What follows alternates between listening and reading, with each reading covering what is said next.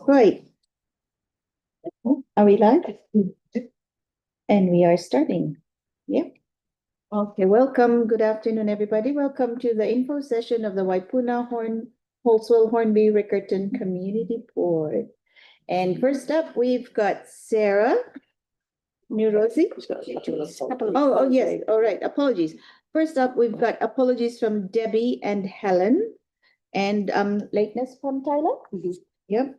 And then Joseph, yes. And then we've got Andre on Zoom already. So this is us just waiting also for Tyler and Joseph. All right.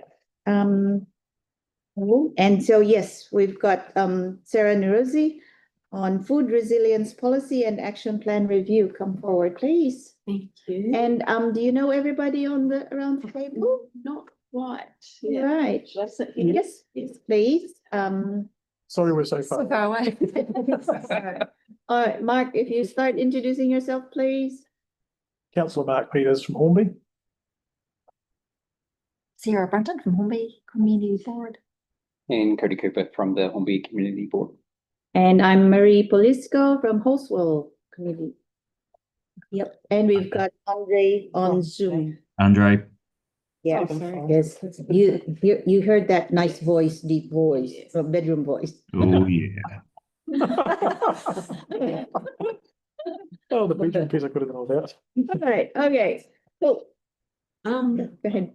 Thanks for the introduction. Kia ora, I am Sarah and I'm in the Community Support and Partnerships Unit within the Council. I'm in the planning side. Yeah, we're in the planning area.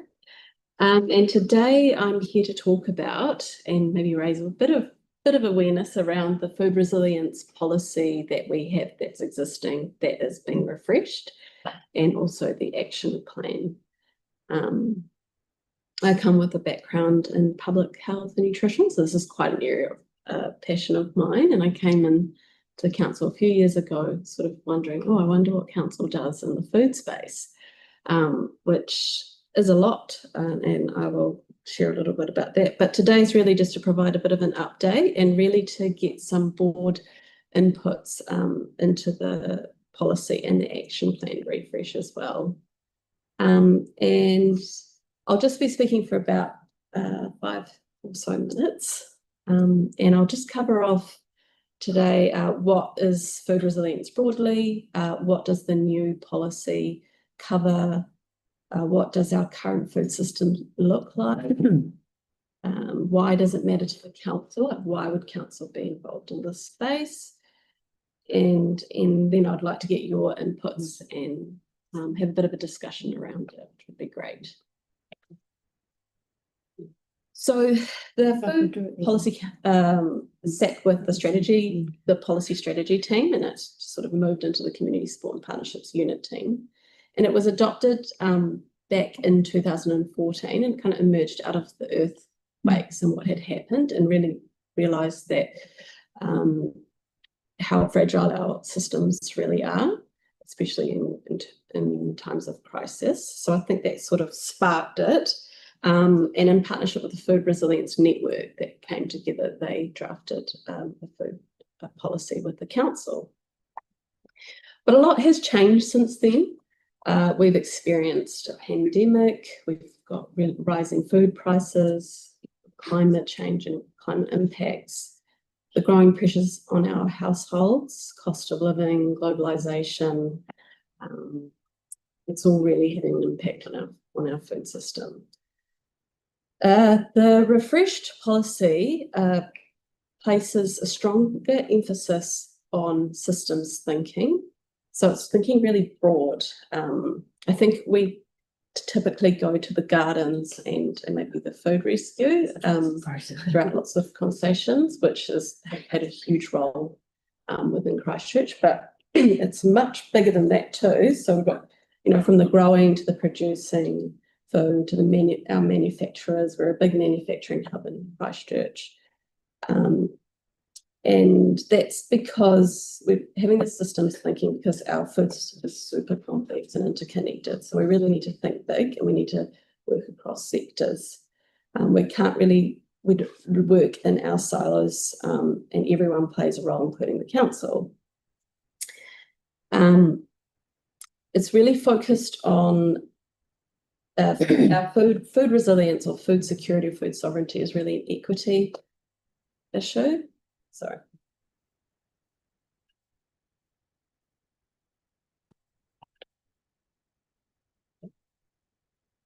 Try again, Simon. Sorry? Point it towards the computer. Yeah, there you go. We'll go back to the definitions.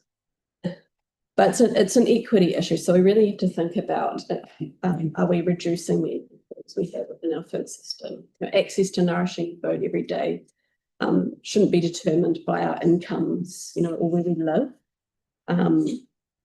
We need to look at how much of our food-related initiatives are really impacting those that need it most.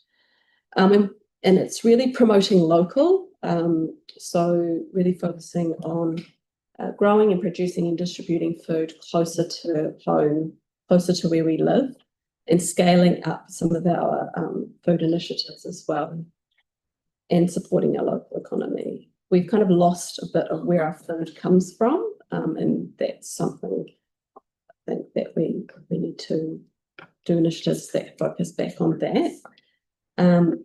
Culture and community, recognising that food's a connector, and it's got to focus on preparedness. So being more, our food system being more future-proof, especially during emergencies. And the new policy is really explicitly grounded in Te Ao Māori values and principles in terms of the themes and around manaakitanga, kaitiakitanga, whanaungatanga, and Motoranga Māori, and also knowledge from other Indigenous peoples such as Pacific knowledge. And so the Council's policy and definition of food resilience is access by all people to a food supply that can withstand natural and man-made shocks to sustain an active and healthy lifestyle. And we've just kind of got these new keywords around it being fair, regenerative, resilient, and a culturally grounded local food system that honours Te Tiriti o Waitangi principles.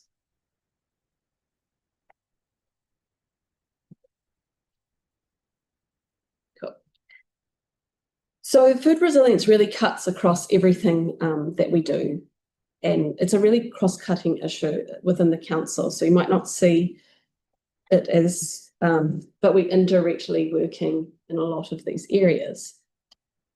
And I've done some workshops across council unit staff members to understand where they see themselves in this. And it's not necessarily about doing more, but building on their work and being intentional about what they do. We have to have the systems thinking. Council is just one part of that picture. And we need to work across the sectors as well to build our system and create a bit of a citywide plan. So broadly, council could be seen as a catalyst for change that can facilitate bringing people together and integrate food resilience in what they already do. We can be good partners with community boards and industries. And so we've done some work in our draft policy, and there's about 7 areas at the moment that you can see up in the presentation around the key things being equitable access, that our urban spaces are preserved and nurtured, that we're promoting lifelong food skills, whether that's cooking or growing food, that we have a thriving local food economy and good jobs, we're creating good jobs, a climate resilient and sustainable system, that we have good governance and oversight over the food system, and there's good coordination across sectors, and the preparedness lens around being future focused when we have times of disruptions, and that our food system is circular, that there's zero waste. So those are the core areas, and just quickly trying to set the scene. Why do we look at food resilience and why is it so important? Or what are the problems that we have? Well, there's been reports that have come out that our food system is completely out of balance. The majority of New Zealanders don't eat healthy diet. We're probably one of the most unhealthy countries in the OECD countries. Or less than 10% of us are actually eating the recommended daily intake of, fruits and veg. And unhealthy, and our food environments are quite unhealthy. So we have unhealthy food marketing, and this is really intentional. So, children are exposed to unhealthy food and drink marketing over 68 times a day, which is more than twice the amount of advertising they see for healthy food. And our food insecurity is not improved. We're seeing it getting slightly worse. The State of the Nation report says 1 in 4 children are food insecure, and 1 in 3 tamariki, Māori tamariki, and 1 in 2 Pacific children. So it's actually, these are the highest levels that we've seen in a decade. And if you think about the Maslow hierarchy of needs, food sits right at the top alongside shelter and safety. So if we don't have nourishing food, everything else becomes really harder and our communities can't really thrive. So that's why food is a very important area for the council. And the burden it's inequitable. So the burden is placed on Māori, the health outcomes are really inequitable. It's a very expensive problem. Almost 60% of our diseases are actually attributed to what we eat. And the food system at the moment is causing more than half of our greenhouse gas emissions. And we're also experiencing a lot of climate risks that are impacting, say, our growers and our farmers that we have to consider. We're also, we are a manufacturing hub, so we have about 22,000 people employed across Christchurch in food. So that's a positive thing. So, and local governments across New Zealand are now looking at having food plans, like action plans, and having more regional strategies and what they can do, and they partner with different organisations, business, to do that. And so there is a lot of space happening both in New Zealand and overseas, and in Christchurch as well. So why does it matter? Council can are an enabler of food security, sovereignty and sustainability. Food systems affect our health, equity, culture, the environment, how sustainable we are. We shape food access through our planning, through our land use, through our partnerships. And it does align with a lot of the long-term plans, goals and objectives. So, we've got climate adaptation and resilience, a regenerative economy, so it kind of links in there. And it fulfills a lot of our statutory obligations across civil defence, climate change, the Health Act, Waste Minimisation Act, Local Government Act. So that's just a bit of a kind of an overview of where, just to present a bit around the topic.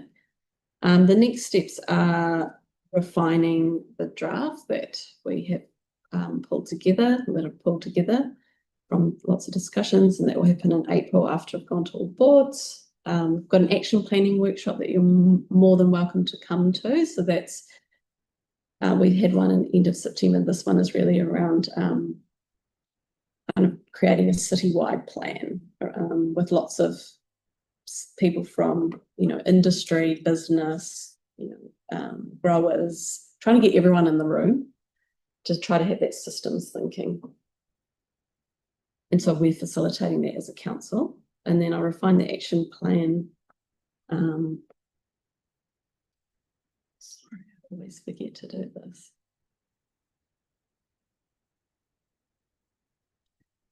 Or refine an action plan in April, May, and then we'll have a refreshed one in July. But I just wanted to ask and have a bit of a discussion, and feel free to ask any questions as well.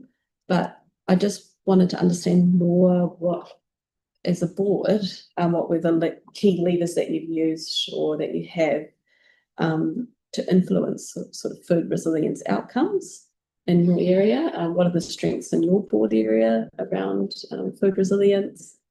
What do you think there needs to be more of, or you'd like to see strengthened, or what are the communities saying they want? And what do you think makes it, what enables or is a barrier to council moving the dial or shifting the dial on food resilience within your board area? Right. Okay. Oh, thank you, Sarah. I think before we answer your questions, if we are able to, I think there are some questions around the table first, and we start off with Mark, then Cody, and I have a question as well. Thank you. Looking at your principles, I see number 6 here, talking about local food first. And I'll be picking, you may have heard of Watties and the situation we've got there with their proposal to close their factory.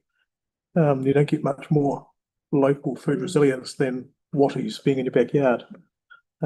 So is that any way or sort of pointed towards the idea that we as a council could look at campaigning in that space to try and influence that? Yeah, I mean, I think it would be around, and I think that's around the partnering or having the conversations with across sectors and seeing, well, what was their experience? Yeah. How would they have seen council? Or I'm also trying to gauge how does council have any influence over that? Yeah. Because certainly, I mean, when I first heard that news, my immediate response was we've got to leave no stone unturned to see if we can't attempt at least to partner with them. Yes, yeah. Because that would go a long way towards this food resilience. Yes, and that's haven't had much conversations with any with manufacturers. The private sector are the ones that we really need to get from. So hoping to get a few, and we have had some interest with the workshop, getting some local food businesses, from bakeries to, the Kaiko, getting some players that are local, and how do we support them? Yeah. Be interesting to have some of those big multinational in that discussion as well, actually. Would love to see them there. Also just sort of reaching into stuff that's already being supported through our board, urban farms and community gardens, in home gardening, workshopping, stuff like that. That's, I guess, part of the outcomes you'll be looking for with this plan. Yes, yeah. Is encouraging that sort of thing in your communities. Absolutely, yeah. Yep. And also just thinking sort of on our next topic we've got with the urban forest tree planting plans, and whether there's any tie-in that might be able to happen there with the way of urban orchards, that sort of thing. Yes. About fruit trees as well. Yeah, that'd be cool. Yeah. Yeah, so it's kind of be from. Thanks, Mark. Cody. Yeah, thank you for coming in to speak to us. Have you any thoughts about the impact on the sort of like fertilizer situation with what's going on sort of in the Middle East as well right now? No, not well. I've only had engagements with a couple of the farming sector, which would obviously be impacting them most. Because I think a lot of the food system challenges that we have is that they rely on the world, and the world relies on us as well with exporting. So there are some of these challenges where with globalization that, yes, we do rely on. So it's about how would we have our own, would be a solution to have our own supplies of fertilizer, or that we're not relying on that export market and thinking more in the future. So Yeah, I just asked that come because up with it's, solutions for that. yeah, it just Yeah. seemed risky to me. One other thing as well, I just got a response today. So in many council facilities, there is cafes, for example, and there's also vending machines. So I heard a second vending machine is going in. And my mind immediately jumps to the kind of products that are sold in a vending machine. Do you know, is there a council policy like around that? Is it going to be healthy there food is. or is it going to be affordable? I think there's a healthy food and drink policy. I think the challenge around it is probably the enforcement or the compliance side of it and monitoring those facilities. So that could be an action. I'm pretty sure it's operated by the council, the vending machines. I mean, the current vending machine sells, sugar drinks, basically soda drinks. And that's all I've put in there. Yeah, I mean, there's drinking water fountains, yeah, which are brilliant. I think there's water in that vending machine as well, isn't there? Probably, yeah. But I mean, ultimately, it's branded Coke. Yeah, and if that's seen as I've heard that from another board as well, is that it's a bit of an issue. Yeah, might have a conflict in that one, right? Yeah. I mean, if that's seen as a priority, then something needs to be done about it. It needs to be pushed for. Okay. And I guess, just towards the end as well. So, like with the proliferation, or I guess the intensification with townhouses and apartments, is that it presents some challenges as well in terms of like home gardening and that kind of thing. Is there some sort of strategy around, communal spaces for that?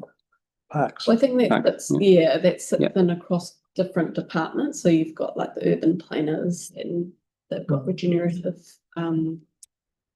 We've connected across the council around what they do. Landscape architects, maybe your unit it does a bit in that space. We were trying to also explore what influence does the council have over these spaces and these developments, and maybe it's about supporting, providing guidance, or because we can't say no. Is that with developers? Yeah, so that would probably work in terms of we've got the master plan developments, but I guess I'm thinking more about areas where we kind of have like the sausage flats going in. You get one house with a backyard and they had trees and so on all cut down, and then you got 7 houses in there with almost no green space. That would be quite challenging for some of those people. Containerized growing.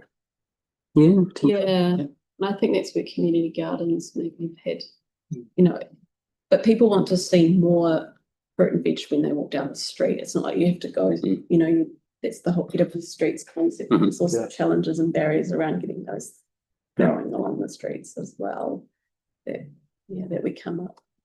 Thank you. All right, thanks.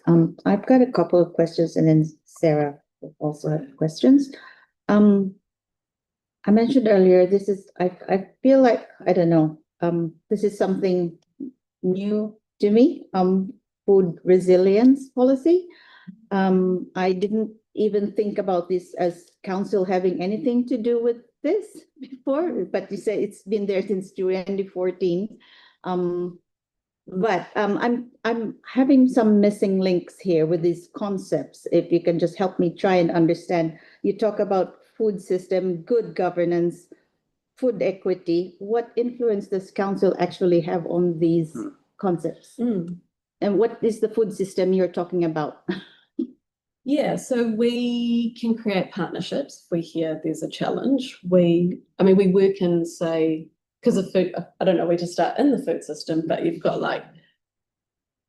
food waste. So community composting hubs has come up as a thing. So we can influence that through this funding and support and partnerships, ensuring that food doesn't go to landfill. We can again with land use, what we consent for, how it's used. We have some influence over our parks and what we put into them. Do we put fruit trees? Do we put native trees? What are we placing? We fund a lot through our Strengthening Communities, our place partnership funds, our environmental funds, and our sustainability funds. So we can use we can sort of ensure that that food resilience lens is across those pieces of work. Great, okay. What about food equity? How do we? Well, improve that?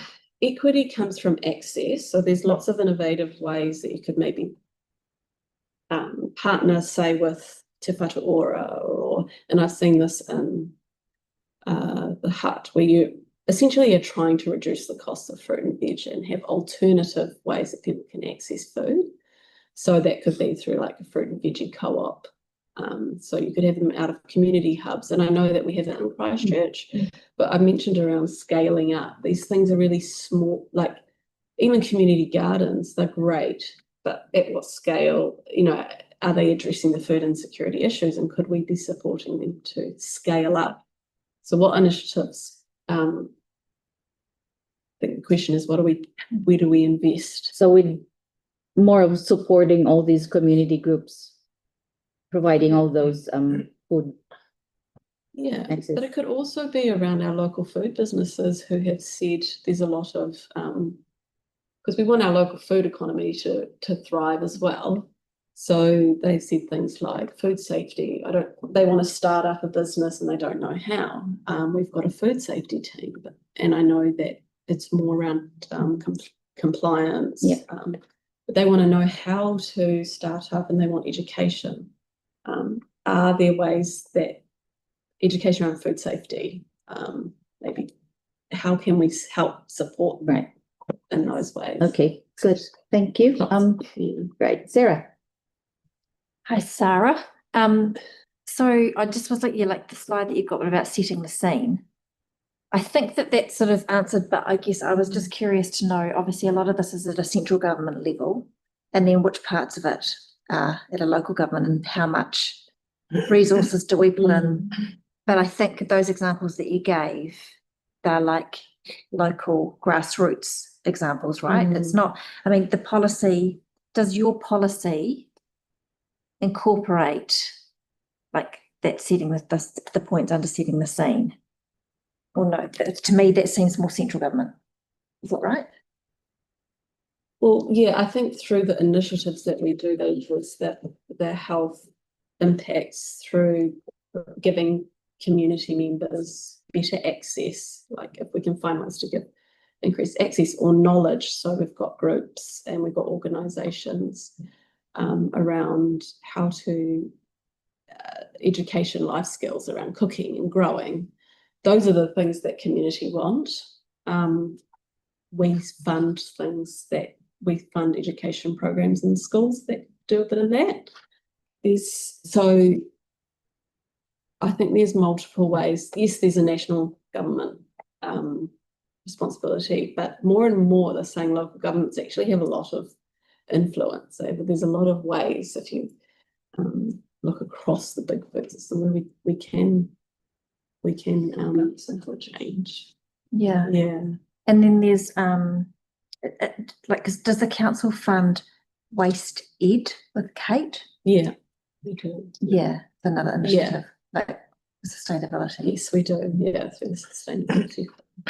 That would be really great to have that kind of thing more accessible, because I noticed there was one that was run in Wigram a couple of years ago, and it had an average sort of turnout, and then the most recent ones I think have been at Turanga. Yeah. I think that kind of thing would be really well received, I think, if it was more accessible. And I don't know, I mean, you got a $40 gift, I think, to attend, and you paid $10, so you probably can't get much better value, yeah. But getting people to that kind of thing. Anyway, thank you. Yeah, and council can promote and share. Yes. I mean, we could have a food resilience webpage where we're linking in all the different things that are happening in the city that people can access, whether it's resources or information, and funding pools. And yeah, there was actually another thing I saw, a recent an app where food places put their goods, produce that they can no longer sell, and at a reduced rate. I just thought it's quite a good idea. Yeah, the food waste one. Yeah. But I was really Thank you. interested if there was anything else you wanted to share as well. Yes, I know you were running. yeah, I know. I've got, hopefully we've got, two quick questions from Mark and Joseph, and then we'll need to provide, Sarah with our feedback. So one of my thoughts is around community garden spaces on parks. Is that kind of one of the things we'd envisage hopefully coming out of something like this food resilient plan, is to partner with the Parks Department to look at something like the Addington Garden, where they've got a community garden actually on a community park. Yeah, we've had a few workshops across the whole of the council. And then one of the questions being enablers and barriers, like talking about, well, what would be, couldn't we just have fruit trees and things everywhere in every park? And sort of navigating why that would and would not work. A lot of it, so one of the key areas was a stewardship kaitiakitanga of our what is currently growing, because I think that's another challenge that we've had, is that yes, you can looking after what you got. Yeah. And so maybe funding, or we organise ourselves better to have a group that actually looks after these areas. And sort of a sponsor group. Yeah, something more I think a lot of it's around organising ourselves. Or Could Are you done? Good. I've got Joseph. So I've noticed that one of the things that's here is civil defence and stuff like emergency preparedness. What's the vision on this one? Because it says stuff about being prepared for emergencies and hazards, and stepping in when there's import shortages. It seems a little ambitious. So could you talk me through the vision on this one, please? Yeah, so I'm not sure if you have been engaged with the community response plan, but they have them across different areas of the city, and it would be great. And that's something that's kind of an easy win, easy opportunity, is to put, well, what are your food assets within your local community? How are they organised so that if something happened, recognising that there might be food within the community surrounding it. Who are they? Where are they? What could be available in a time of an emergency? So just having a little piece in that plan that actually thinks about food. So it's just being incorporated in what we already do. That makes sense to me. One further question on that, I guess, is given that so much of our food supply relies on refrigeration and large-scale transport, would that be within the scope of this sort of plan? Yeah, I mean, there was an idea around having a cold storage. So a lot of fruit gets wasted, for example. We've got lots of fruit trees, or we have community members that have so much fruit they don't know what to do with it. Maybe we could have like a storage area that could be so it doesn't go off and it's available to community, and it might be part of a resilience plan as well. So these are all.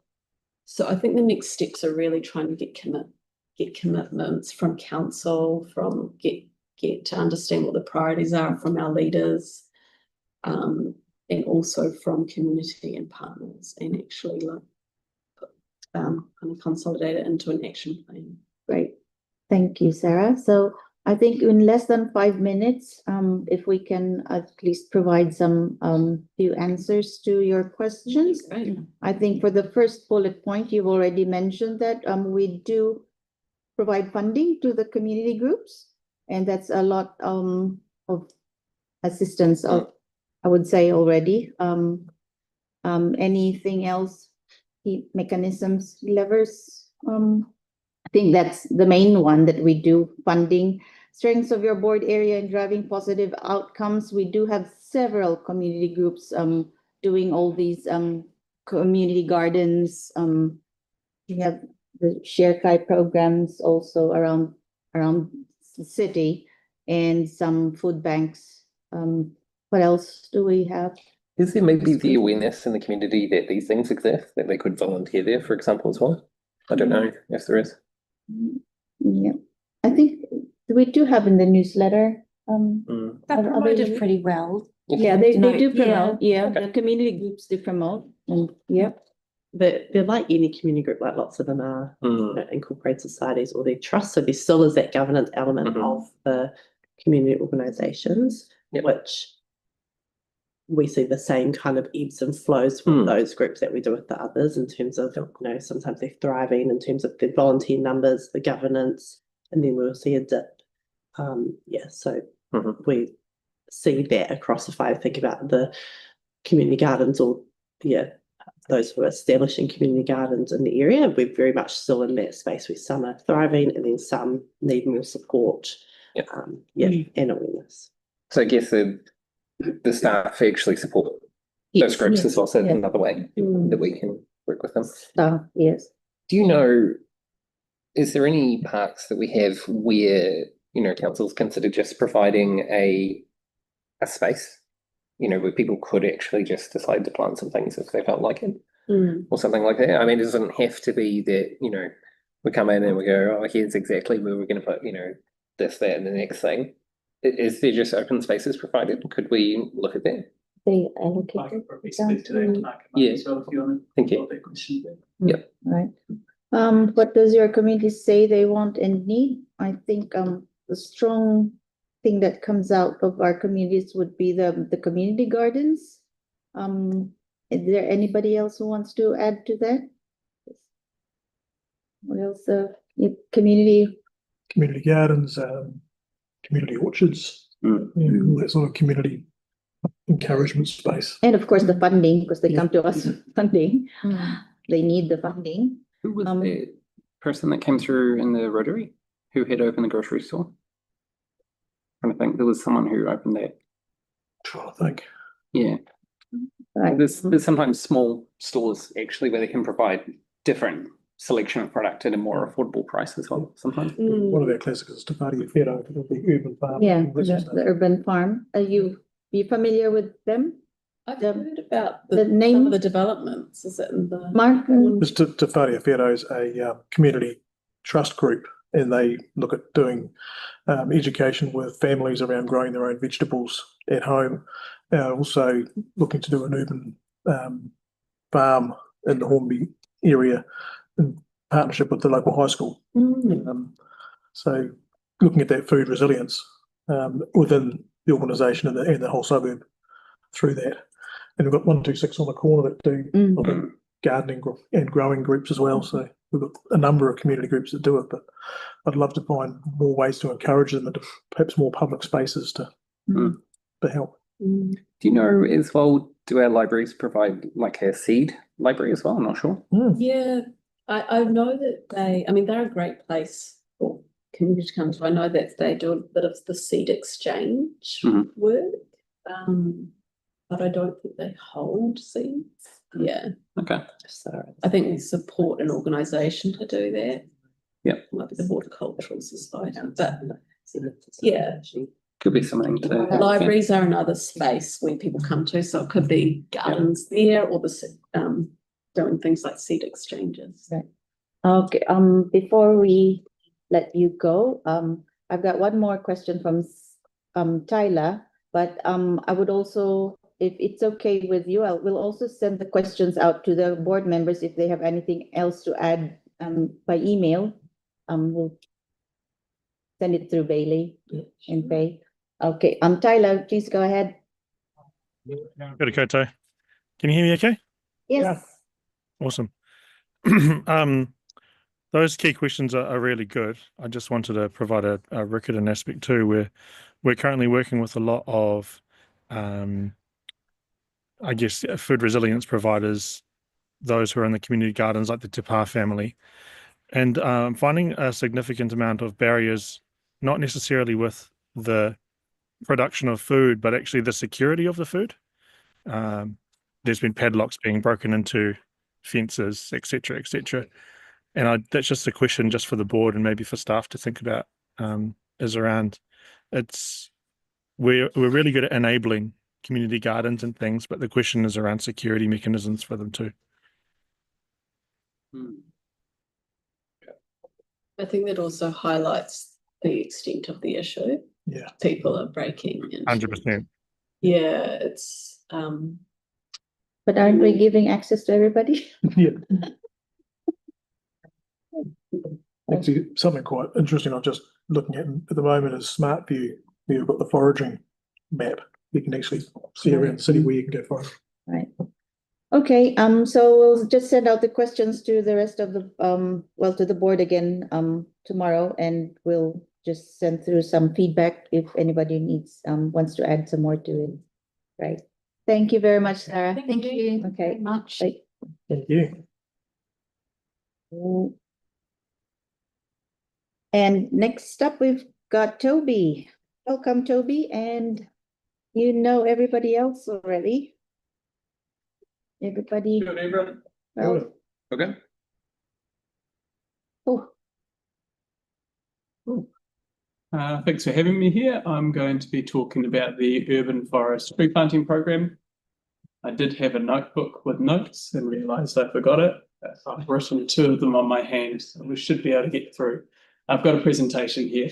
I'm sure most of you are familiar with the urban forest planting program. There's been a few changes to the way we consult on the program, which I'll go over, but I'll also go over some of the plans that are out, and also there's been a few questions as to the why we're doing this. So I've got a couple of slides on the why we're doing it, and then trying to give an outlook on what a tree planting plan actually means in reality to the people who are around it, what they will see and what will happen over time, and I suppose the time aspect and some of the learnings I suppose we've had as well.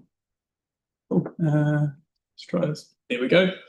So the urban forest planting program is come about through the implementation of our urban forest plan. The plan focuses on increasing canopy cover across our city. We're looking at our park spaces, and we're trying to increase canopy cover within our parks to 40% across the city. We're trying to provide a network of native forests as well. So that's about having different sizes of native forests at different distributed across the city, which allows the movement of different birds. Increasing the visibility of Indigenous species. So that came through quite a lot about wanting us to plant more native species and highlighting that we do actually plant a large number of natives. It's just the visibility was actually the issue. Acknowledging some of the issues that we have with existing trees and why they occurred, and trying to ensure that the trees that we plant today won't cause some of those problems that people see with the existing trees.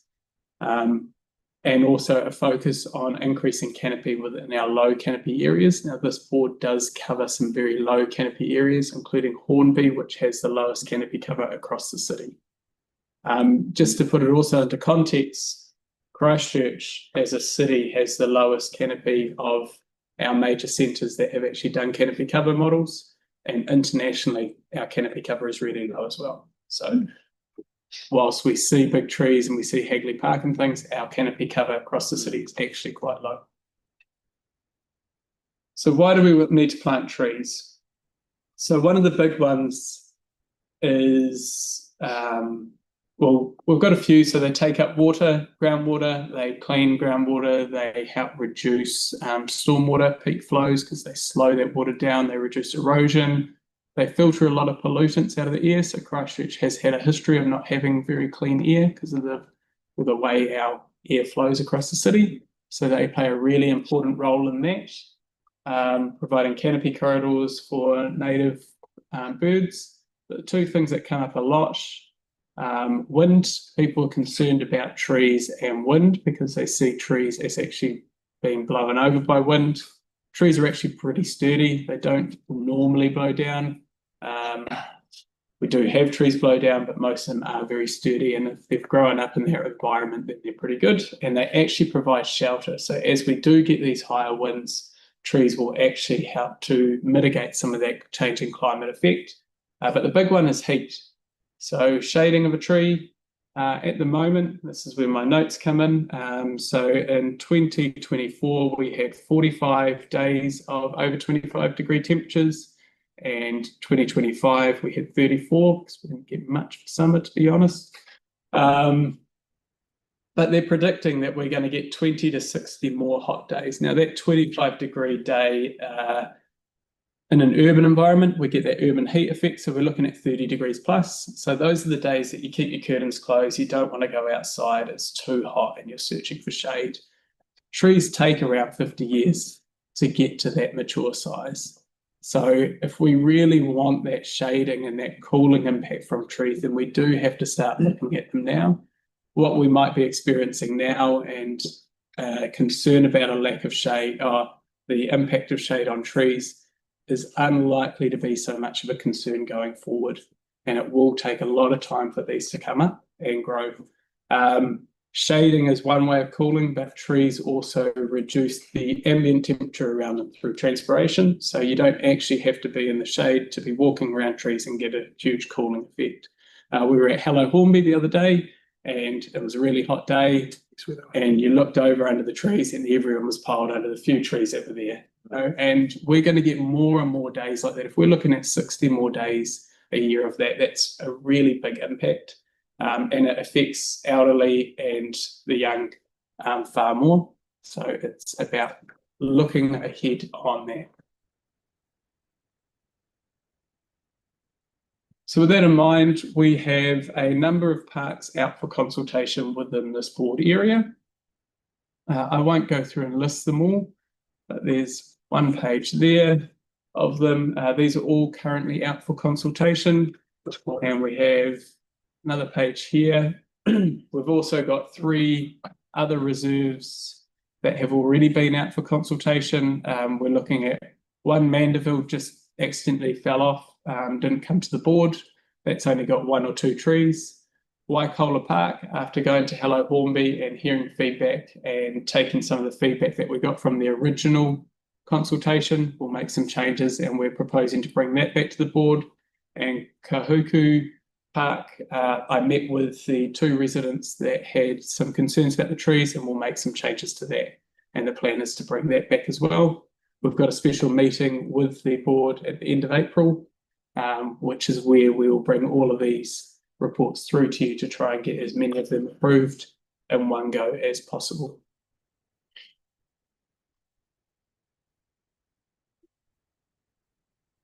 So just to go over some of the design considerations. So when you look at these plans, you'll see a whole lot of trees there. May look like we've just thrown trees on a map, but quite a lot of work goes into that initial placement of the trees. We look at the existing use of the spaces. We don't always get this right because we don't always know exactly how the space is used. So some of that feedback is really helpful. We look for underground services, so we have to offset from those. We've got pretty good records on most of that. So you'll see offsets of that. We look at any future plans that are there for the park and reserve. So we discuss with our planners. So before this even goes to the landscape architect, it goes to planners, it goes to sports, our staff that deal with the sports teams, it goes to our 3 water colleagues as well to have a look. It goes through our maintenance people. By the time we get through all of those, then it goes out to the landscape architect. So a lot of these get looked at. Location of waterways in a park and reserve. And we also look at that distribution of other Indigenous forests around and how that's going to interact with those other places. Cycleways as well? Does it go to the staff? Normally the planners, so the planners who have a look at that, they will know where the cycleways are going through. So they're usually on top of that. So it doesn't necessarily go to the cycleway team, but the planners would have already been engaged and they'll know about that.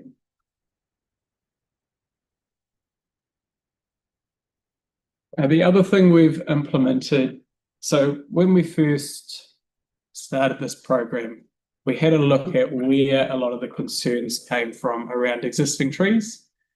And some of the things that came through were damage to footpaths, shading, and growing over boundaries. Now, sure, everybody or most people have planted a tree, looks like there's heaps of space, and within a few years, it quickly outgrows that space.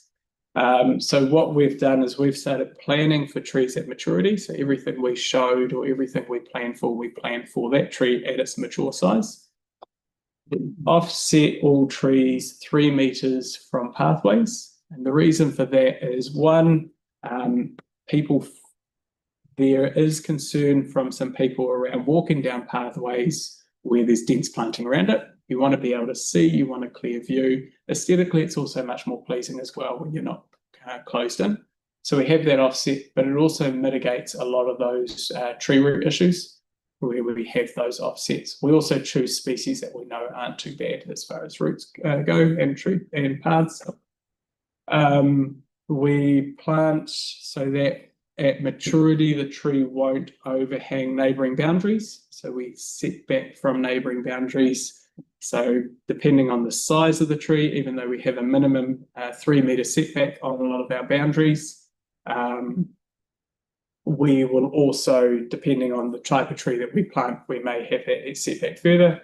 Occasionally we go closer when we have a really small tree. We'll choose those. But the main difference is we implemented a recession plane model. So the model we used is the same model for when a building, so if we were to build a building on our property, we could build up to that height, set back that far from the boundary. Depending on the orientation of the park to the boundary determines how steep that angle is. So we've implemented the same kind of logic for this. Acknowledging this only works in parks and would not work in streets. It's not something we are obligated to do, but it's to try and address some of those concerns that people have had around shading. And we've got an example here. So where we've drawn our recession planes back from the boundaries. Where there's a road in between, it's great because the recession plane's on the other side of the road, so we can go much bigger, much closer to the edge of the park. However, where we are bordering properties, we generally have to have those setbacks. Beyond this, we also have landscape architects, and they go out and they walk around the park. They will take into consideration sight lines, so all the SEPTED, they'll generally do that. We won't do a SEPTED report because they cost quite a lot of money, so we don't go down that official SEPTED route, but we do have them consider those SEPTED values. They look at properties and they try and interpret what would be good for those property boundaries. There is sometimes a difference of opinion where the LA's landscape architects, will deliberately put trees in front of properties thinking that that will provide screening, and they may not want to be people looking into the house. And then we get feedback where we're blocking their view into the park, so we change it. So it's just a case of we're never sure. And we have had some that come the other way and go, can you please put a tree here to provide some screening? So, and that's the purpose of consultation, to hear those things. So they go through, they do that. We also look at things like playgrounds. If a playground's being renewed, we can't have it too close to a neighbouring boundary with our district plan rules. We have to get permission from the landowner. So what will often happen is at that point, our playgrounds will be shifted to somewhere else in the park. So sometimes you'll see on a plan space left for new playground. We try and leave open space for kids to kick a ball, shading trees for playgrounds and things like that. So quite a bit of work goes into the background to create this initial plan. So historically, this isn't one of your parks. This was just a park that I could find a picture that I already had. Some of you will be familiar with this image. So what we used to show is we showed shading at the height of summer and shading at the worst time in winter. And we showed how far those new trees would go at maturity. A few things that happened. People saw this and got terrified that suddenly we were going to put their houses into darkness. What this doesn't show is that 10 minutes later, everything's dark anyway. What it doesn't show is that a 1.8 metre fence, I think, has a shadow of about 30 or 40 metres at this time of day. And what it also doesn't show is this is the shade on the ground. So it shows a building is shaded when often it might only be the bottom metre of the building. It gave a single perspective as well. So you could only see it from an aerial. You couldn't come down and see what that was going to look like either. It served a purpose in the sense to let people know we were considering shade, but what we did end up sometimes is we raised a fear, I think, of shading that wasn't actually there, and wouldn't be there for 30, 50 plus years, particularly when we get to those larger trees. So what we've done, and I think this is going to start a video which did have a voiceover, but the voiceover didn't carry, so I'm going to have to voice over my own video. Here we go. So this is the new model. So what we've got now is those dark green trees, they're the proposed trees. This is Waterloo Reserve. Oh, there's no noise.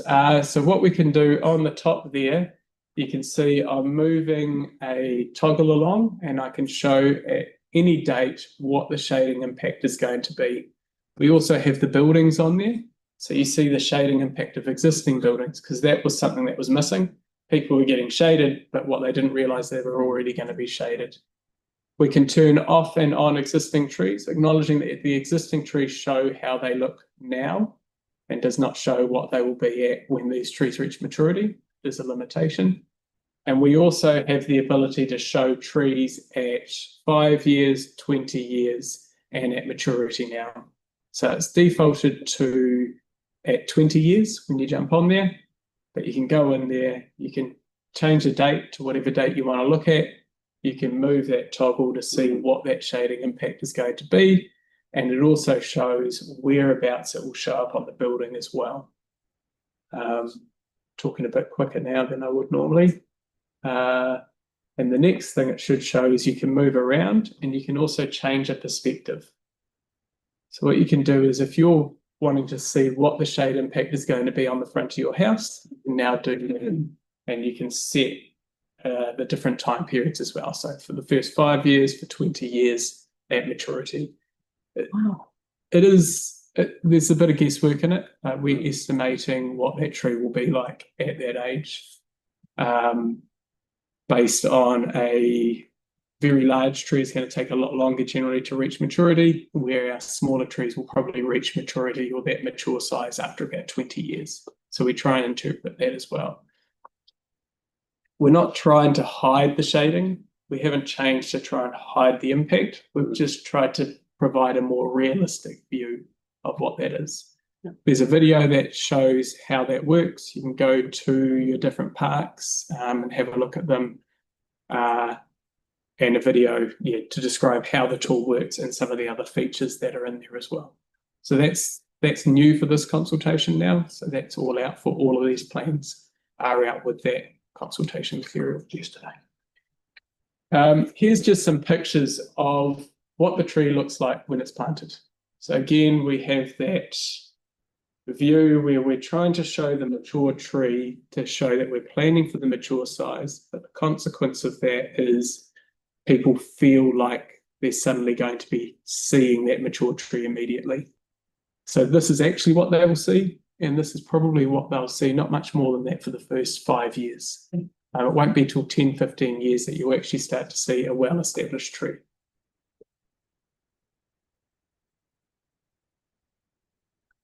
And here's just an example of some of the growth modeling that we're doing. So on the top left, we can show the tree at 5 years. So for the first 5 years, they're still going to be very small. We're going to have that very conical shape. They're not going to take up a lot of room. There's still a lot of space. As we come into 20 years, they're starting to get bigger. And then it's not till we get to maturity that we really start to fill out that space. Also, by the time we get to maturity, those canopies are going to be lifted. So when you're on the ground, you're actually only seeing a trunk. So the other thing that is really hard to get across is you see an image and it looks like a really dense, dark space. If you look at Hagley Park, for example, I use that because most people know Hagley Park, that looks like a really dense space that you wouldn't want to be in. But we have thousands of people every day running through there, walking through there and enjoying that space. Those trees are big mature trees and they're planted at about 8 metre spacing. Our small trees we space at 5 metres. And when we get to those larger trees, they're actually about 10 to 12 metre spacing. So the spacing is actually wider than you'll get in Hagley Park. It's really hard to show these things on an image, particularly when we're pushing out so many of them.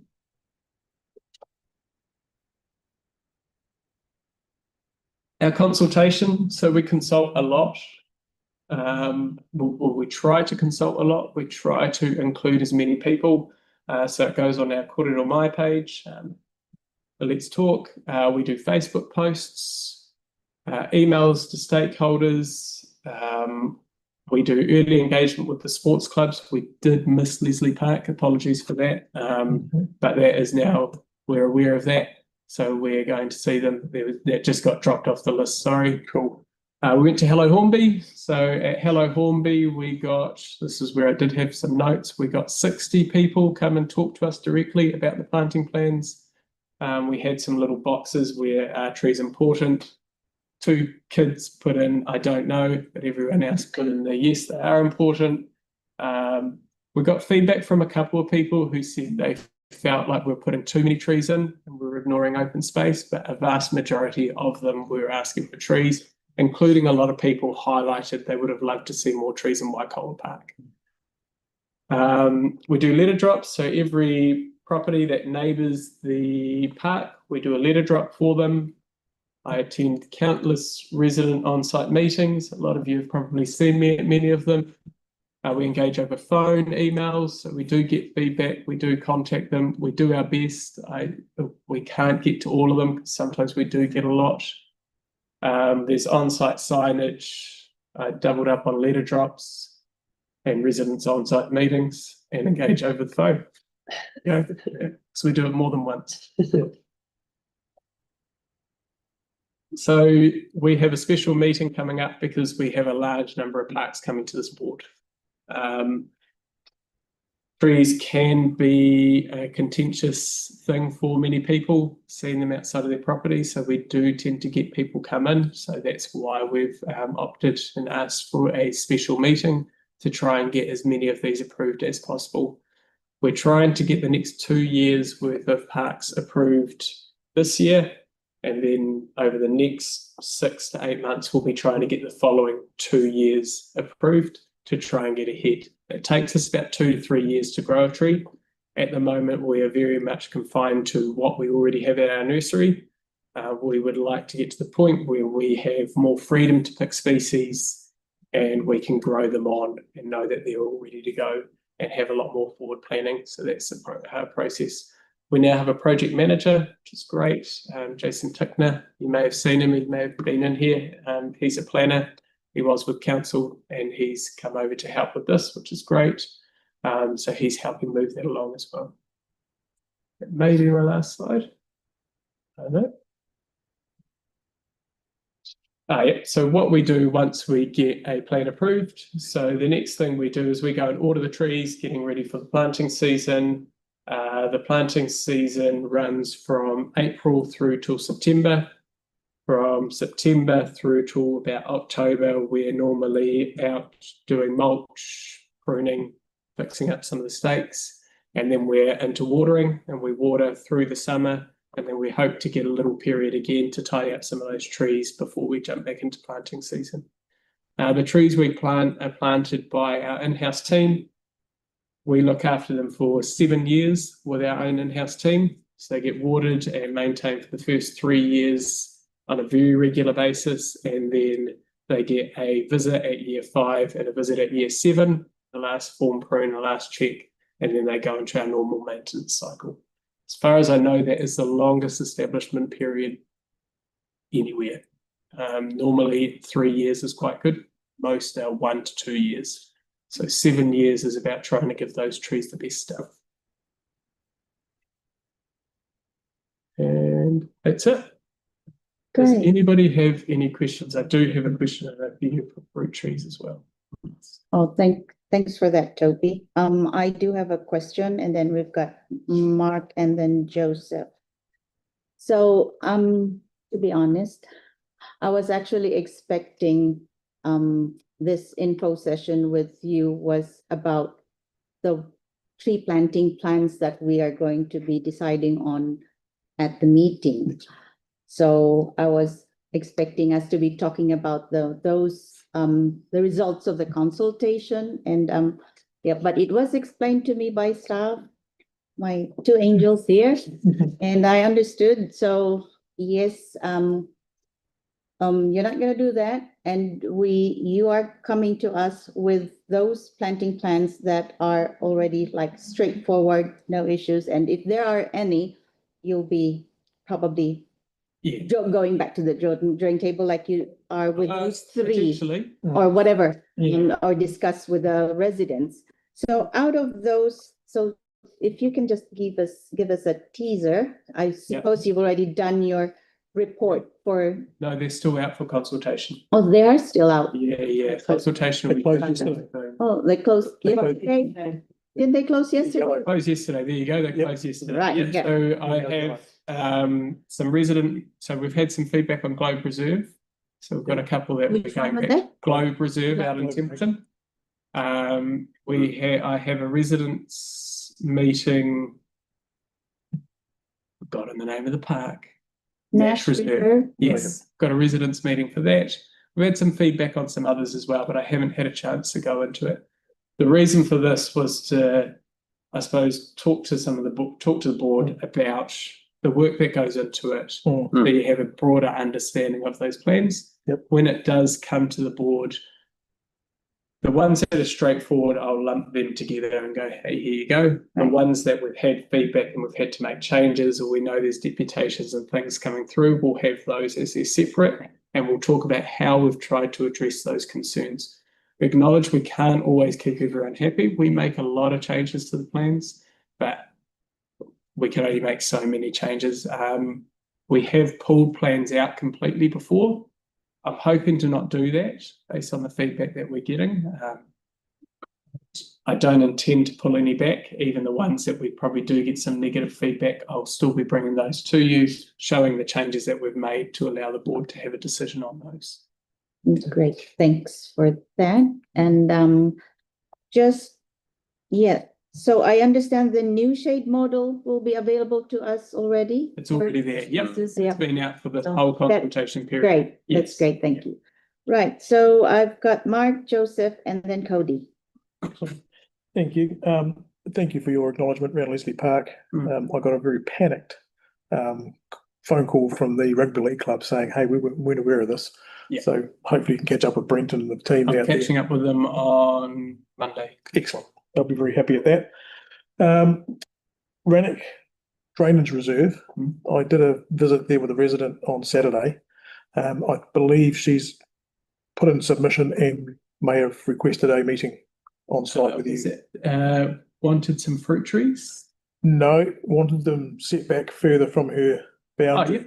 And then also to talk to you about some street trees that are concerning them in that street at the adjacent to Rannoch. Okay. So you'll probably see that in your submission folder, I'd imagine. Yep. Broomfield Common. Sarah and I did a site visit there on Saturday as well. And there's some that hasn't come to us yet. And I haven't seen a planting plan proposed for that yet. That was one that was mentioned by the Resident Association Hornby quite a number of years ago. So there is a plan now developed. So that has been quite a complex one because it's not just trees. No. If it was just trees, it would have been to you a long time ago. But there's pathways, there's bridges over the waterways, alignment. There's transmission lines. All sorts of So that is now done. That will be coming to you along with Champagne and Little Oaks. So those will all be coming to you shortly. It did not get lumped with this because it just couldn't quite meet that same time frame, but that is coming. Yes. Cool. So with Broomfield Common, one of the things we were being talked to about was the vegetation that's already there and out of control, and perhaps bringing that back under control. Yep. So that could be part of that. Yep. Good to hear that you've got some feedback from Globe Bay, because again, I took a phone call on that one as well. Yep. And encourage them, please put something in. Yep. And at the very least, send an email to me at the very least, and we can at least have that to you in some way. So I think we've had 3 on that. One was quite a long submission. One was asking for an additional tree, and one was raising concerns about some of the planting outside their place. Yep. Which is what we've found is change is the most controversial thing, where we've got a park with lots of trees, people tend to be happy to have more trees, but where you've got a park with no trees, putting trees in is quite a hard concept to get around. Particularly when that park's their vista. It can be quite tricky. I guess on another note, Branston Park was one that was consulted quite some time ago. I'm picking that's either been dropped or it's on the back burner. It will get picked back up. It did get dropped because there was a misunderstanding when it first went out. They thought the recession plan meant we were going to remove all the trees that were in there. Yeah. We were surprised because we got a lot of positive feedback. We weren't expecting a lot of positive feedback. Yep. And that was why. So we haven't had time to pick that up. Some of these things will be dealt with a lot more efficiently because there'll be a project manager, which is Just thinking particularly with that Branston one, whether there is any possibility to look at the recession planning and the existing trees, because the existing trees there are huge. Yep. And overshadowing and overhanging. Yep. So we can perhaps look at that one offline. Yep.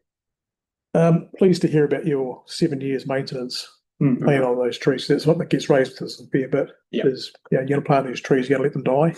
You don't look after them yet. Yeah. You don't look after the ones you've got. So why would you put more in? Yeah, I hear that quite a bit. I think there's a little bit of perception on what trees normally require for maintenance. There seems to be this public perception that we should be pruning a tree every year. We don't prune trees every year. An 8-year cycle for pruning would be reasonable by most standards. Yep. But certainly with these new trees, we want to establish them as well as possible, and they do get looked after. But there is also a lot of new planting that hasn't necessarily been successful. Because one of the things I think people perhaps are struggling to comprehend and understand is that a lot of this funding for this open forest work is coming through Better Off funding. Better Off, yes, a little bit, but we're mostly into LTP funding now. Right. The Better Off funding started the program, which was really good. It helped us get everything running and set up, but we are largely funded through the LTP now. Yeah. Cool. Thank you. That's good. Thank you, Mark. Oh, sorry, and one last thing. You're looking at parks at the moment for densification. Is there any possibility down the track to look at perhaps street trees down some of the transport corridors as well for getting more tree canopy cover? Yes, that will certainly be a project that will come online. I'm based in parks, so that would rest largely with streets. Yeah. So I have some involvement with that, but I'm limited. I think one of the projects I've come across in council was Greening the East, which was about street trees and transport corridors. And I'd be quite keen for us to perhaps toy with the idea of greening the West. Yeah. Whether there's some corridors we could look at greening up. Cool. Thanks, Mark. I've got Joseph, Cody, one last question from me, and then Andres. Right, thank you and your team for this, and thank you for the presentation. So one quick question first. Septed, I'm not familiar with this term. Oh, sorry. Yeah. Environmental safety by design. Crime prevention through environmental design. There we go. That's what the acronym stands for. So it's about ensuring that there's visibility. So avoiding, I suppose, hiding places next to paths and things like that, so people can see access in and out. Yeah. All right, and I guess my second question, that's from a more Riccarton perspective. We've got a lot of densification. We've got more people coming in. We're already pretty sparse in terms of green space, tree canopy cover. Once you exclude Dean's Avenue, sorry, not Dean's, Dean's Bush, yes, even more so. Obviously, you're from the parks team, but does this sort of program have any provision for an area in which we're running out of parks relative to the number of people in an area? Yeah, it's a challenge, isn't it? Yeah, I don't have an answer for that at the moment. The urban forest plan does target trying to put in rules for canopy in residential properties, but dense intensification does create a barrier for that. We tried to bring in things into Plan Change 13 and Plan Change 14, where developers had to account for 20% canopy cover. If they couldn't, then they had to contribute to council to purchase land to plant a tree. We didn't get that across the line. It was quite a big ask.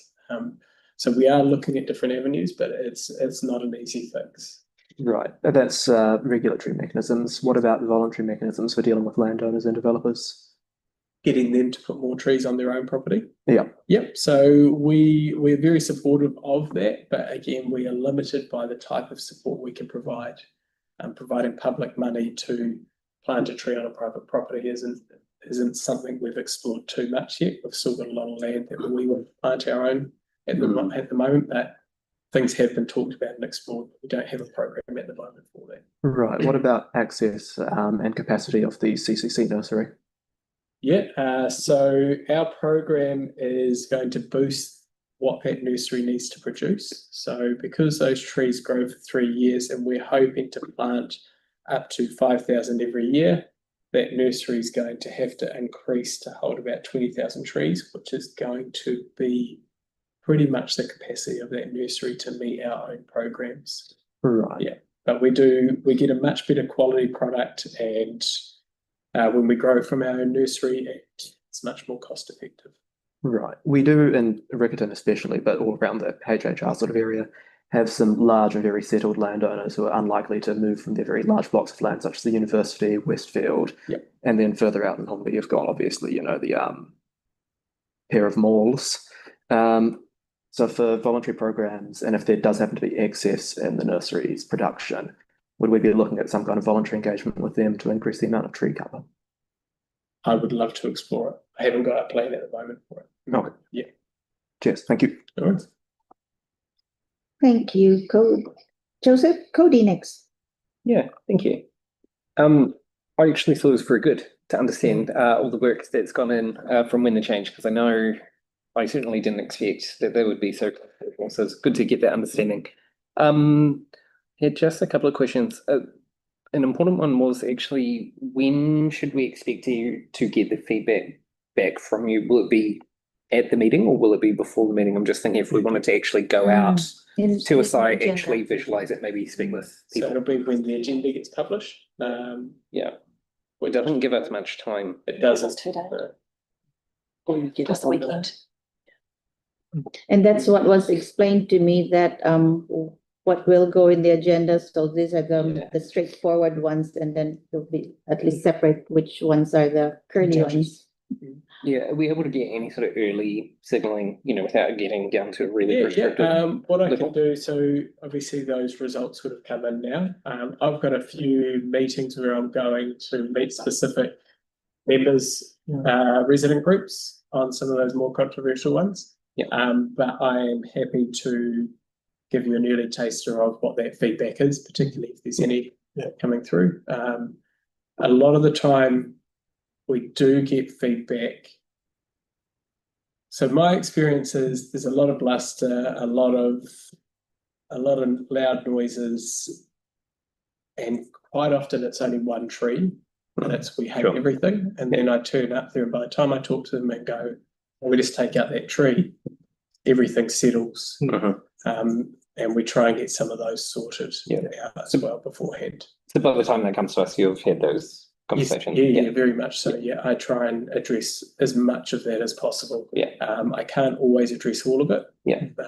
So it's possibly got a couple of modifications in it by the time there's generally lots of modifications. Okay. Yeah. We do take a lot of feedback on, and if we have someone say, I don't want that tree there, I don't push to keep that tree. I take the tree out.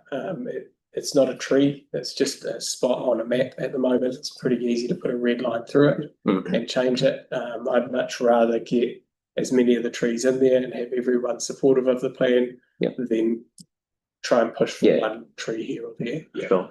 And you were going to answer the question as well from earlier? Fruit trees. Yeah, thank you. So fruit trees does come up a lot. Why we're not planting more fruit trees. So we don't tend to plant fruit trees in parks unless there is a lease or an agreement with a community group that will look after them. We have never been operationally set up to look after fruit trees. There's a few arborists who are good with fruit trees, but most are not. Don't ask me to prune a fruit tree. I have no idea. I'll make it look nice, but you probably won't get any fruit from it. Yeah. Our pruning programs are a lot, like I say, they're normally 8 years, where your fruit trees will generally be pruned at much more regular intervals. If a tree is left, they end up with pests and diseases. They need a different kind of maintenance that we've never been set up for. So what we are trying to do is we're trying to engage with some of the really well-established groups. It's an idea at the moment. We've had a couple of meetings, so it's early days, but trying to work with some of these really well-established groups who want to see more fruit trees planted around the place and have them take over that maintenance of fruit trees with the understanding that the fruit is not theirs, but they would collect the fruit when it's ready. So anything that hasn't been taken, they can distribute it. Because the other problem is if fruit isn't collected, falls on the ground, we get complaints about rotting fruit. So it's to try and address all of those things. So we can pay for the tree, we can plant the tree, we can get the tree established, but that's kind of where our expertise and resources run out. So it's trying to find someone else to pick up that next stage of it, look at what that funding model would look like. We're working with some other organisations around raising funding specifically for that, because it's something that people quite like. So there's work in that space. It's just there's a bit more to go. In saying that, we have got a community garden group which is well established that are donating 25 apple trees for different parks, and they've said that they will look after them. And there's a few other interested parties who are interested in this. We want fruit trees. I like fruit trees, but it's trying to make sure that when we plant them, they're successful, and trying to remove that hurdle of having to have a lease agreement, have a group that's responsible for them. One of the challenges we do have sometimes with some of these groups that set up these gardens is there's usually one or two people who are the front runner, keep it going, and then when they leave, sometimes they fall apart, and nobody wants to see the fruit trees then cut out and ripped out. So it is trying to, before we go out and plant so many fruit trees, making sure we've got a plan to try and make sure it's successful. Okay. Just conscious of the time as well. Thank you. Would it be fair to say briefly, in the past, we would have done a lot more fruit trees? It seems like there's not that many on this side of town compared with the rest of town. I don't know, actually. I'm not sure. I know our stance on not planting fruit trees was well before I started. And it was generally, unless there was a lease agreement for those trees, then we could do it. Thank you. Thanks, Cody. I've got a quick question, and then Andre, and then Mark.